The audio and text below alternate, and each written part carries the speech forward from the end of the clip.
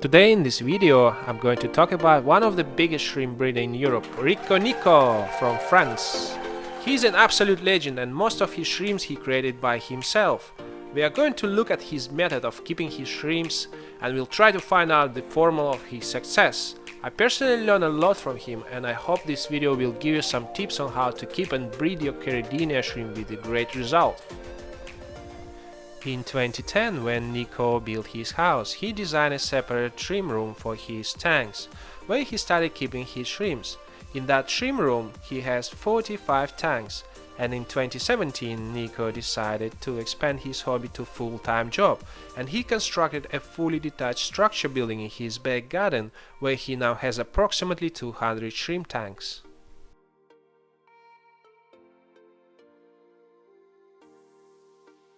All of these tanks are the same size, 30 by 30 by 60 centimeters, with 54 liters of total volume. Nico only keeps Caridinia shrimp species in his tanks.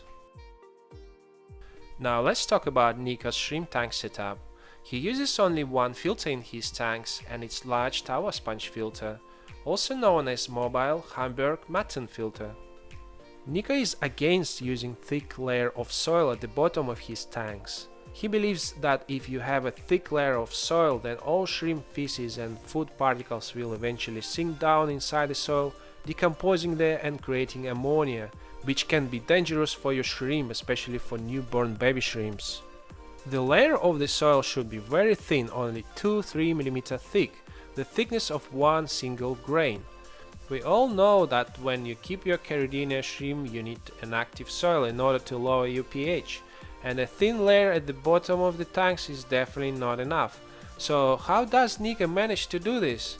He found a very clever and simple solution. He actually put an active soil in the woman's sock and hang it at the back of his tanks.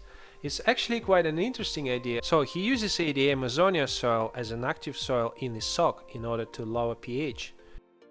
And at the bottom of his tanks he uses a very thin layer of gravel, mostly for decoration purposes and create an extra surface area for shrimps to graze. Now let's talk about water parameters. Nico has two different water parameters for two different types of Caridinia shrimps. He splits Caridinia shrimps into two groups. Group 1, all shadow shrimps including King Kong, pandas, pintos, blue balls, etc. Group 2, all simple Caridinia shrimp, crystal black, crystal red, all kind of tiger shrimp, calcio shrimp, etc. Water parameters for shadow shrimps. Nico believes that pH should be as low as possible and he keeps them in pH below 5, KH 0 and GH 5. This should bring your water TDS to about 125 ppm. Water parameters for tiger and simple Caridinia shrimp: pH 6, KH 0, GH 8. TDS should be around 200 ppm.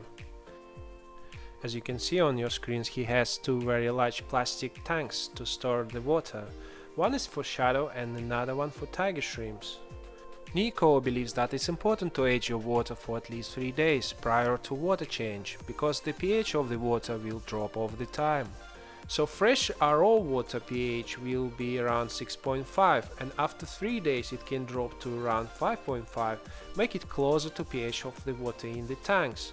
It's also important to mix your salts at least 24 hours before water change in order to fully dissolve them in the water. Nico changes 30% of water in his tanks every 14 days. And it's important to do it slowly by dripping water back into the tanks to avoid quick changes of water pH. He also designed a very clever and simple device which allows him to drain the water from multiple tanks at once. Feeding. Nico feeds his shrimps twice a day, one time in the morning and one time in the evening. He prefers to feed food sticks. He would never feed his shrimps with fresh vegetables and he would never use any additives like bacterial powder or lubao, for example. Only commercial food sticks and nothing else. I know that a lot of people try to add some products to help them, to encourage them to, no, let them do. Nico has no plants in most of his tanks, He believes that it's not necessary to have plans for your shrimps, and for him it's easier to see and catch his shrimps because he does a lot of selection and often sells his shrimps as well. Now let's put together all the most important points of his method which I personally learned from Nico. Number 1. Nitrates is very bad for your shrimps, and regular water change is very important to withdraw it from the tanks. Number 2. It's important to prepare your RO water in advance and keep it in the container for a few days to lower pH. Number 3. Mix this salt 24 hours prior water change and drip it slowly into the tank. Number 4. Low pH is very important for breeding shadow shrimp. Number 5. Very thin layer of soil is important to avoid excess ammonia building inside your soil. Guys, all of this information and many more tips you can find on his YouTube channel, and the name of the channel is Nico's Shrimps.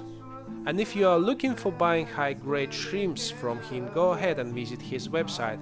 I will leave links to his channel and website in my description box. Thank you so much everybody for watching. Please drop me a like if you enjoyed this video and subscribe to my channel. And I'll see you in the next one. Peace.